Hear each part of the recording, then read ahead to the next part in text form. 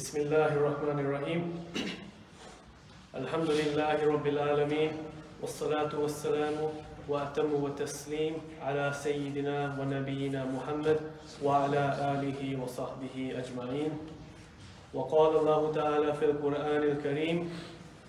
A'udhu billahi minash shaitanir rajeem. Bismillahir Rahmanir Rahim. Ara'ayta alladhi yukadhibu bid-deen. Sadaqallahul Azim. Following on from 27th of Rajab, on the night of the Isra wal Mairaj, the Mairaj itself being a miracle, a miraculous night full of many of the miracles. Many of us know about the ascension and the stages that the Rasul sallallahu alaihi wasallam went through, but we also have from the Rasul sallallahu alaihi wasallam in that he sallallahu alaihi wasallam saw the other side, the debaucherous side of what is yet to come, which is the pits of the fire of hell. And in that there is also several different stages within Jahannam itself. You have outer Jahannam, and then you also have inner Jahannam where the punishment is even more severe.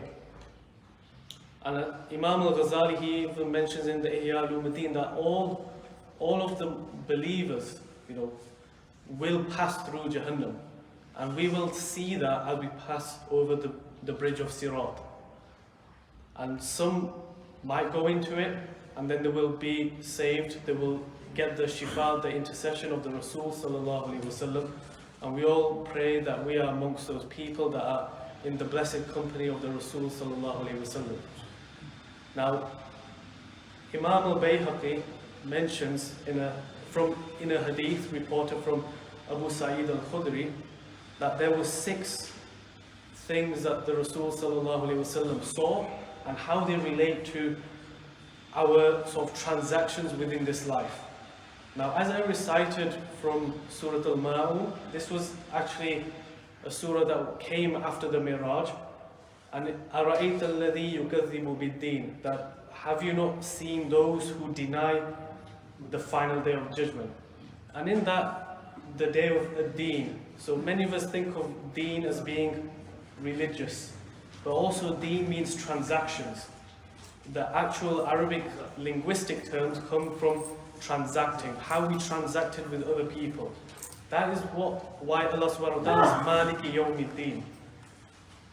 And from the night of Mairaj, the Rasul sallallahu alaihi wasallam, he came across a banquet, like a dastarkhan where people were eating from.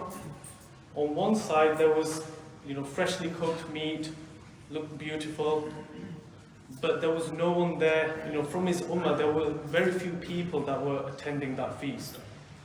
Then he sallallahu alaihi wasallam looked to the other side where there was rotten meat, and many people were eating from that.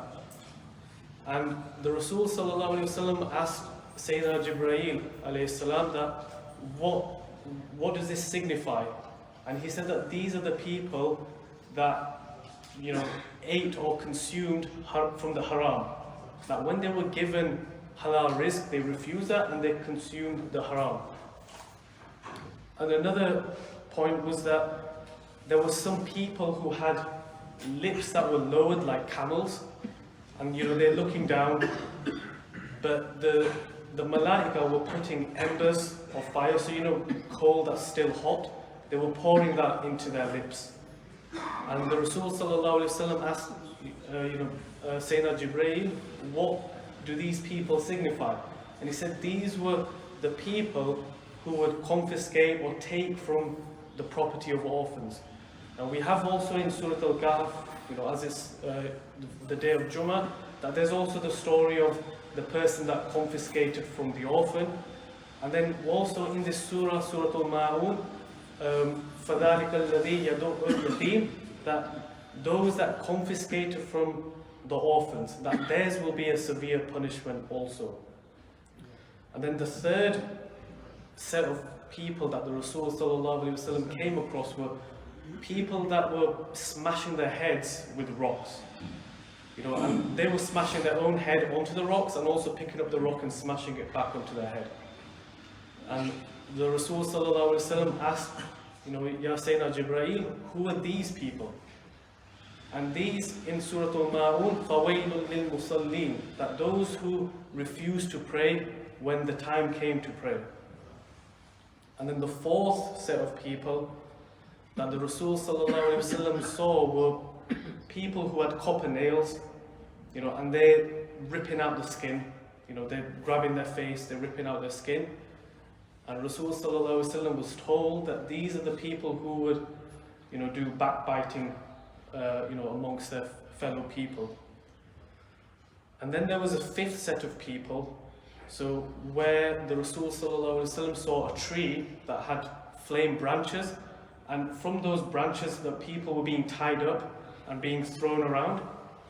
And the Rasul sallallahu alaihi wasallam said that these were the people who insulted their parents. And then a sixth group of people were people that were eating from, there was two options again. So there was a boiling pot of meat, so something that was being cooked, and then there was another one where there was some, uncooked meat, raw meat, and people were eating from that. And again, the Rasul sallallahu alaihi wasallam was told that these are the people who would consume haram. And haram doesn't just mean things like, selling alcohol and things like that, but also, we have people in our community, unfortunately, that have gotten into things like drugs. There are people that know that they're into these, debaucherous acts, but then, just because they've got a Mercedes or whatever, we don't really bat an eyelid. Just because they might be flaunting money and things like that, we don't really say anything. And then also even things, that if you are selling something and it's faulty, to even tell the person or to even put it to a fair price for them, but not to misuse that against them. So when you're selling a car or any used item that you want to resell, if it's faulty and it might not last for a few weeks, you should be honest with the person. And one person did ask one of the students of Imam Abu Hanifa that, what makes a person a zahid? What makes a person, and you could say, someone who renounces the dunya, someone who is a pious person. And he said that the true zahid is the one who transacts fairly with the people. وصلى الله على سيدنا محمد وعلى آله وصحبه أجمعين.